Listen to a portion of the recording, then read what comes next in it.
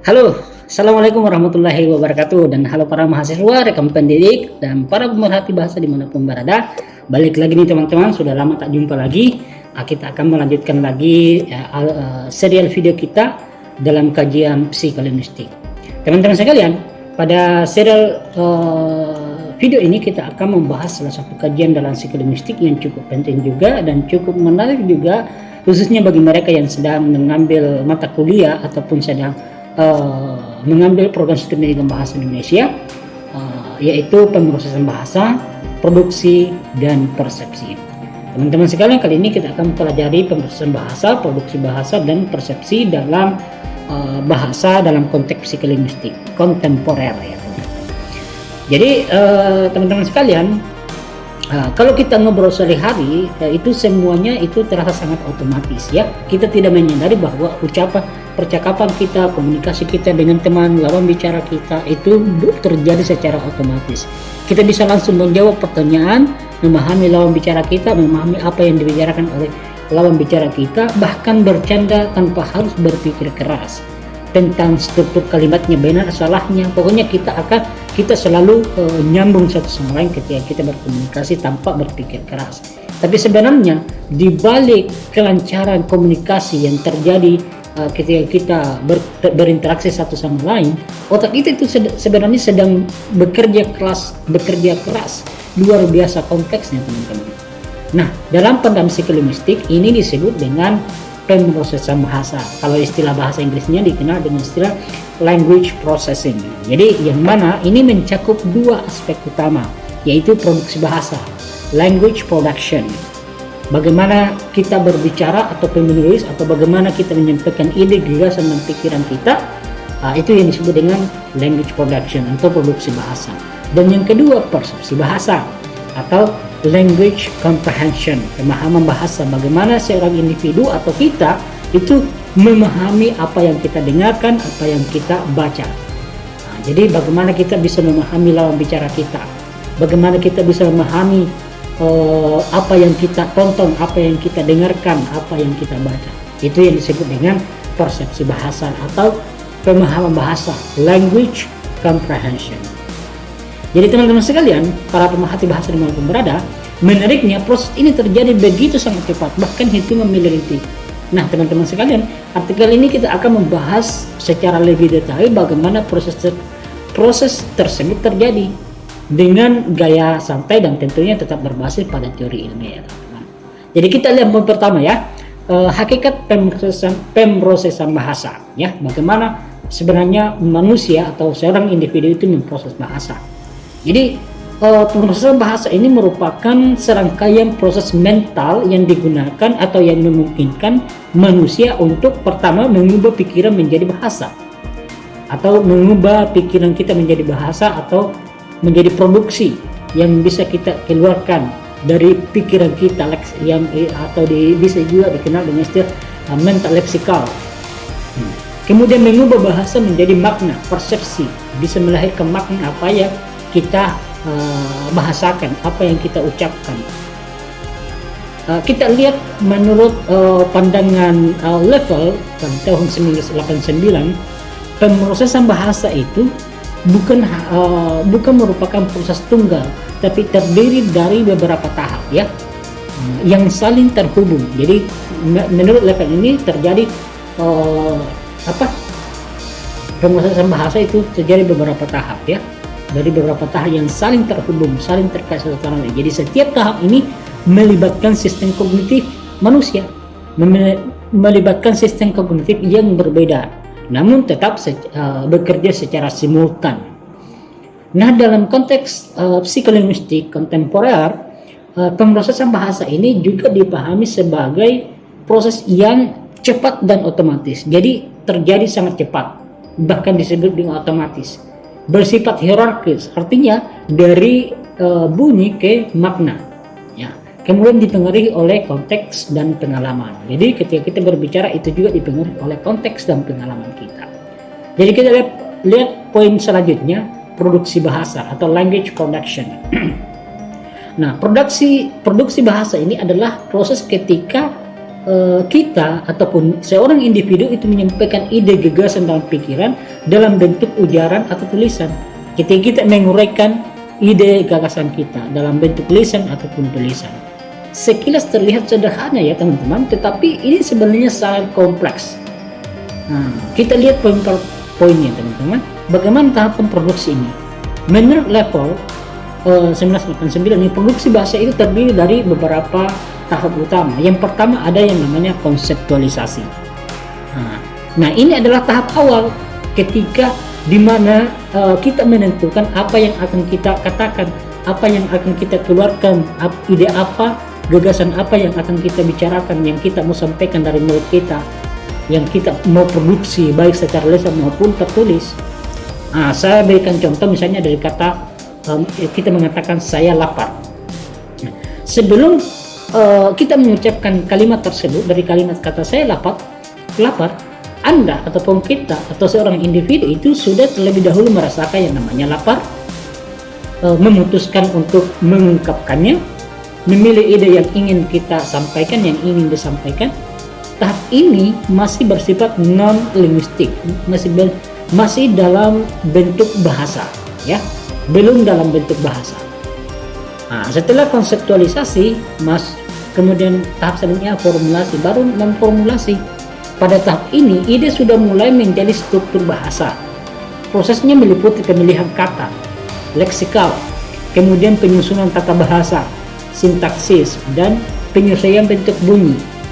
Misalnya memilih kata saya, bukan aku ya. Ketika memilih kata diksi saya, bukan aku, itu sudah terjadi konteks, tergantung konteks. Menentukan urutan kata yang benar. Lapar saya makan, itu sudah tidak sesuai dengan struktur. Jadi kita formulasi itu bagaimana ucapan yang kita keluarkan itu sudah sesuai dengan struktur bahasa yang benar. Nah, itu poin selanjutnya, tahap selanjutnya adalah artikulasi. Nah, artikulasi ini adalah tahap akhir, yaitu mencakup atau menuliskan kalimat, mengucapkan ataupun menuliskan kalimat. Ini melibatkan sistem motorik, organ bicara, lidah, bibir, pita suara. Itu menariknya teman-teman sekalian. Kesalahan berbicara seperti kepleset lidah atau lidah keseleo atau yang dikenal dengan istilah slip of the tongue itu sering terjadi pada tahap ini, yang menjadi bahan penelitian penting dalam psikolinguistik. Yang biasanya ketika kita berbicara atau lidah keseleo, lidah kita salah ucap, itu biasa secara otomatis memperbaiki kembali sehingga ujaran yang bisa kita sampaikan itu bisa benar, gitu ya. Itu masih dalam tahap masih terus diteliti oleh para ahli bahasa. Poin selanjutnya, faktor yang memengaruhi produksi bahasa. Kita lihat ini ya teman-teman. Faktor ini produksi bahasa itu tidak terjadi dalam ruang hampa. Jadi ini ada beberapa faktor yang memengaruhinya. Faktor apa yang memengaruhinya? Beberapa tahap itu bisa kita uraikan satu persatu. Yang pertama adalah konteks sosial. Nah, cara kita berbicara, cara kita menyampaikan ide, gagasan, dan pikiran baik secara tulisan maupun secara lisan itu tentu berbeda dengan dosen dan atasan. Jadi ada konteks. Jadi ketika seorang individu, anggaplah seorang mahasiswa, berbicara kepada dosennya, itu akan berbeda ketika ia berbicara dengan teman sebayanya misalnya. Itu konteks sosial yang terjadi. Jadi itu salah satu faktor yang memengaruhinya teman-teman sekalian. Salah satu faktor yang memengaruhi produksi bahasa atau ujaran. Kemudian emosi. Yang kedua, faktor kedua adalah emosi. Saat marah dan gugup, produksi bahasa itu bisa terganggu juga. Jadi itu ada pengaruhnya juga saat kita emosi. Kemudian beban kognitif. Semakin kompleks yang ingin kita sampaikan, yang ingin disampaikan, itu semakin berat prosesnya. Nah, maka biasanya ketika kita misalnya diminta untuk anggaplah presentasi tentang satu topik yang kita belum pernah pelajari sebelumnya misalnya, itu akan berpengaruh cara kita menyampaikan. Itu akan berbeda ketika kita menyampaikan materi atau sebuah topik bahasa misalnya yang kita sampaikan yang belum pernah kita lihat sebelumnya, yang belum pernah kita pelajari, itu juga akan berpengaruh. Jadi, oke. Selanjutnya persepsi bahasa atau language perception. Language perception. Kalau produksi bahasa mengirim pesan, maka persepsi bahasa adalah menerima dan memahami pesan. Jadi ini language perception atau istilah lainnya yang bisa juga disebut dengan language comprehension. Ini mencakup mendengar, listening, dan membaca. Nah, jadi dari keempat keterampilan bahasa itu membaca, mendengar itu dikategorikan sebagai language receptive skill yang namanya ya. Receptive, keterampilan menerima, keterampilan memahami, dan berbicara dan menulis itu masuk kategori language production atau keterampilan berbicara, keterampilan menyampaikan ide dan gagasan. Gitu ya, ada dua, mendengarkan dan listening. Kemudian poin selanjutnya tahap persepsi bahasa. Kita melihat poin ini bagaimana seorang individu manusia tahap-tahap apa yang dilalui ketika mempersepsi bahasa, persepsi bahasa. Kita lihat menurut Harley 2015, persepsi bahasa itu melibatkan beberapa tahap.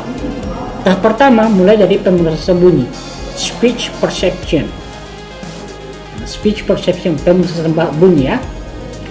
Saat kita mendengar bunyi ujaran, maka otak kita itu sudah mengidentifikasi bunyi, fonem ya, kemudian membedakan kata, dan ketika kita bisa membedakan kata batu dan patu, meskipun hanya berbeda satu bunyi.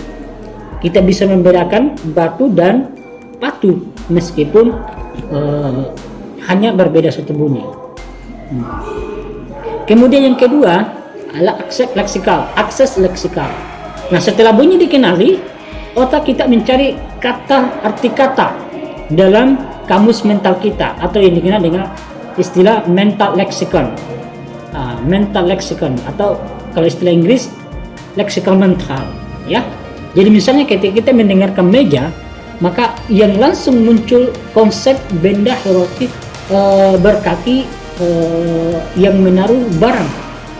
Ketika kita bisa menyebutkan misalnya kata rumah, maka konsep kita memahami bahwa itu rumah merupakan sebuah tempat di mana berkumpulnya keluarga misalnya seperti itu ya.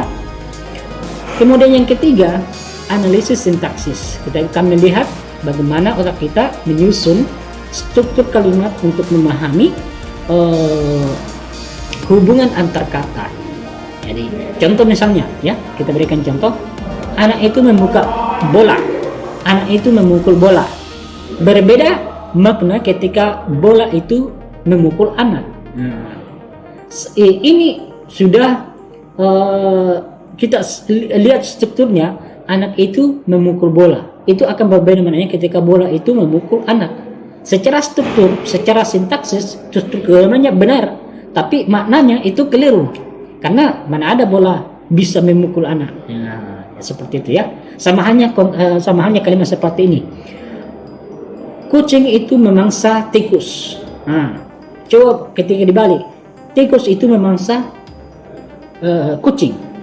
Secara struktur bahasa, tata bahasa itu sudah benar. Ada subjek, ada predikat, ada objek. Subjek kucing memangsa, predikat, objek tikus. Tapi ketika dibalik itu sudah, walaupun struktur bahasanya benar, tapi maknanya itu akan keliru.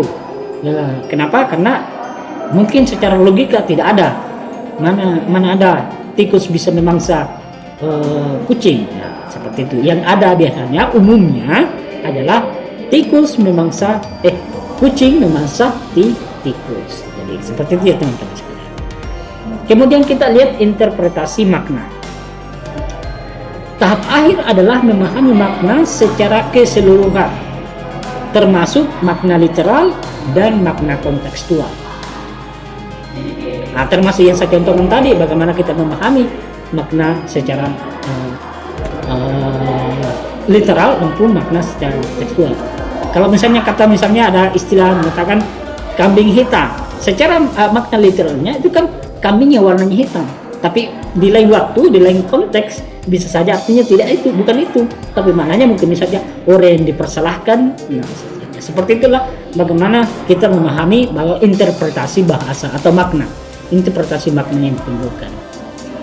Model pemrosesan bahasa dalam psikolinguistik, teman-teman sekalian, ada beberapa model untuk bisa menjelaskan bagaimana bahasa itu diproses. Yang pertama, model serial. Proses ini terjadi secara berurutan, mulai dari bunyi, kemudian kata, kalimat, dan makna. Kelemahannya ya kurang fleksibel karena kenyataannya proses ini sering terjadi bersamaan, secara simultan, hitungan milidetik, jadi secara bersamaan simultan. Kemudian ada model paralel, interaktif model. Nah, proses ini terjadi, teman-teman sekalian, secara simultan dan saling memengaruhi. Jadi terjadi secara simultan dan saling memengaruhi. Contoh misalnya, konteks itu bisa membantu kita memahami kata yang tidak jelas. Jadi ada misalnya lawan bicara kita berbicara tidak jelas, tapi kebetulan dalam saat itu kita memahami konteksnya, itu bisa kita menarik maknanya, kita bisa paham. Itu yang disebut dengan bisa konteks itu bisa membantu kita memahami makna yang disampaikan oleh ujaran tersebut. Jadi model ini lebih sesuai dengan temuan penelitian modern. Oke, kita masuk pada poin selanjutnya, peran otak dalam pemrosesan bahasa. Bagaimana peran otak kita ini? Jadi dalam otak kita ini, yang sebagaimana yang telah dikemukakan oleh para ahli sebelumnya, yang membagi ada dua area utama dalam otak kita yang namanya area Broca. Area Broca ini terlibat dalam produksi bahasa. Bagaimana kita memproduksi bahasa, ya, menyampaikan ide dan gagasan yang kita miliki dalam pikiran kita yang ingin mau kita sampaikan. Itu tugasnya area Broca, ya. Kemudian mengatur struktur kalimat, sehingga ujaran yang kita keluarkan itu sudah tersusun dengan baik dan benar, sehingga ketika sudah tersusun kalimat yang kita ucapkan itu sesuai struktur, maka maknanya juga tidak akan mudah dipahami oleh lawan bicara kita. Kemudian ada area Wernicke. Wernicke ini terlibat dalam pemahaman bahasa. Kerusakan pada area ini itu bisa mempengaruhi bagaimana seseorang memahami bahasa, atau itu menyebabkan gangguan bahasa. Gangguan seperti yang dikenal dengan istilah afasia Broca, kesulitan berbicara, afasia Wernicke, kesulitan memahami. Jadi ketika area Broca yang misalnya ada kerusakan, itu bisa berpengaruh buruk terhadap kesulitan berbicara, dan afasia Wernicke, kesulitan memahami lawan bicara kita atau apa yang kita dengarkan atau apa yang kita baca. Penelitian neurolinguistik ini menunjukkan bahwa bahasa tidak hanya terpusat pada satu area dalam otak kita, tetapi melibatkan jaringan kompleks yang ada dalam otak kita. Teman-teman sekalian, kita lanjut pada poin selanjutnya, pemrosesan bahasa dalam konteks kontemporer. Di era modern seperti yang kita saat sekarang ini, hidup di era modern yang penuh dengan teknologi cerdasan buatan, pemrosesan bahasa tidak hanya dipelajari manusia ya, tapi juga bisa pada mesin. Nah, seperti kecerdasan buatan AI, sistem AI ini mencoba meniru cara manusia memahami bahasa, misalnya chatbot, penerjemahan otomatis, model berbahasa neural network, terinspirasi dari bagaimana otak manusia itu memproses bahasa. Kemudian yang kedua, natural language processing atau NLP. Nah, ini digunakan dalam konteks analisis teks.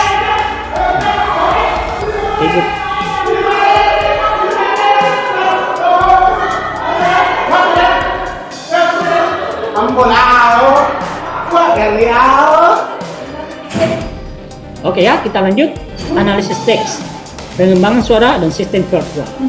Kemudian yang ketiga, big data dan bahasa. Bahasa digunakan untuk analisis sentimen. Analisis sentimen ini memprediksi perilaku pengguna. Oke, kita lanjut pada poin selanjutnya, itu implikasi dalam pendidikan.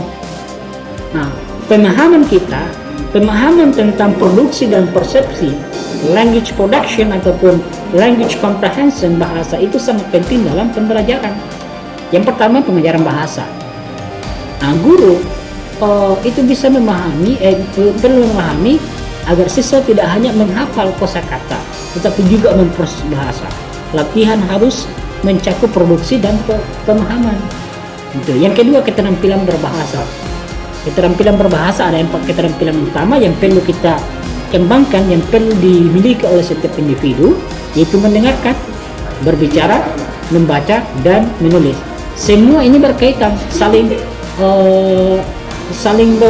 membutuhkan. Jadi misalnya mendengarkan tentu membutuhkan pembicara, berbicara membutuhkan pendengar, demikian juga menulis butuh pembaca butuh tulisan. Jadi itu saling berkaitan satu sama lain. Pembelajaran aktif. Jadi model seperti ini, metode seperti diskusi, presentasi itu membantu melatih produksi bahasa dan meningkatkan pemahaman. Oke. Bagaimana implikasi dalam teknologi? Oke. Implikasi dalam proses bahasa menjadi dasar banyak teknologi modern seperti speech recognition. Contoh Google Voice. Ya, ini ya, speech recognition. Jadi contohnya itu Google Voice. Itu yang bisa kita gunakan, misalnya di Google Map biasanya berbicara, itu bisa Google speech recognition. Machine translation seperti Google Translate, chatbot, asisten virtual seperti teknologi mengandalkan seperti pemahaman bahasa dan produksi respon. Nah, tantangan selanjutnya teman-teman, tantangan dalam produksi bahasa, meskipun terlihat mudah, pemrosesan bahasa itu punya tantangan, banyak tantangan, diantaranya ambiguitas. Satu kalimat bisa punya banyak makna. Ya, satu kalimat bisa punya makna. Variasi bahasa, dialek, slang, dan bahasa gaul, kemudian konteks. Nah, teman-teman sekalian, sebagai penutup, hal yang perlu kita pahami bersama bahwa pemrosesan bahasa ini merupakan proses yang sangat kompleks yang dimiliki oleh manusia, yang merupakan satu yang sangat mempesona manusia karena kemampuannya untuk mempelajari bahasa melibatkan berbagai sistem dalam otak manusia. Jadi dari produksi hingga persepsi, dari language production hingga language comprehension, semuanya bekerja secara cepat dan efisien dan simultan, meskipun sebenarnya penuh dengan tahapan yang rumit, ya. Dalam psikolinguistik teman-teman sekalian, pemahaman tentang pemrosesan bahasa maupun ini bahasa itu tidak hanya pemrosesan bahasa itu tidak hanya penting untuk ilmu pengetahuan teman-teman sekalian, tapi juga untuk pendidikan dan teknologi. Jadi dengan memahami bagaimana bahasa diproses, tentu setidaknya kita bisa mengajar lebih efektif, mengembangkan teknologi yang lebih canggih dan memahami manusia secara lebih mendalam. Teman-teman sekalian, para pemerhati bahasa, para mahasiswa dan dimanapun berada, semoga uraian singkat ini terkait dengan bagaimana language production dan language comprehension bisa memperluas wawasan kita, bisa memperdalam wawasan kita khususnya dalam kajian psikolinguistik. Sampai jumpa pada video berikutnya. Assalamualaikum warahmatullahi wabarakatuh.